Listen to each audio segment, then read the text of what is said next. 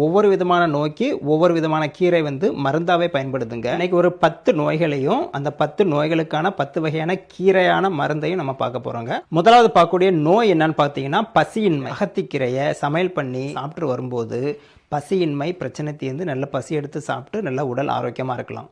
ரெண்டாவது நோய் என்னன்னு பார்த்தீங்கன்னா மலச்சிக்கல். முளைக்கீரை இருக்கு இல்லையா, உங்களுக்கு தெரியும்.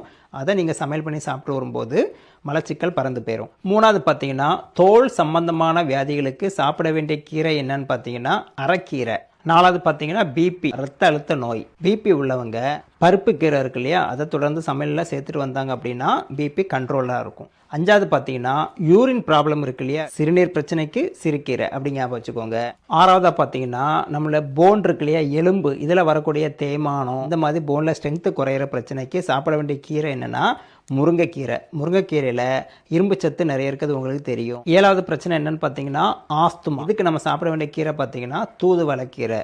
தூதுவளை இலை அரைச்சி. எட்டாவது விஷயம் பார்த்தீங்கன்னா அனிமியா அப்படின்னு சொல்லக்கூடிய இரத்த சோகை நோய். பசலைக்கீரை நீங்கள் அப்பப்போ சாப்பிட்டு வந்தீங்கன்னா அனிமியா பிரச்சனை சூப்பராக கண்ட்ரோல் ஆகிடும். ஒன்பதாவது பார்த்தீங்கன்னா டயபெட்டிஸ், சுகர் இருக்கு இல்லையா, அந்த நோயை குறைக்கிறதுக்கு சாப்பிட வேண்டிய கீரை என்னன்னு பார்த்தீங்கன்னா வெந்தயக்கீரை. கடைசியாக 10வதா முட்டி வலி, கால் முட்டியாக இருந்தாலும் சரி தான், கை முட்டியாக இருந்தாலும் சரி தான், அந்த மாதிரி சமயங்களில் முடக்கத்தான்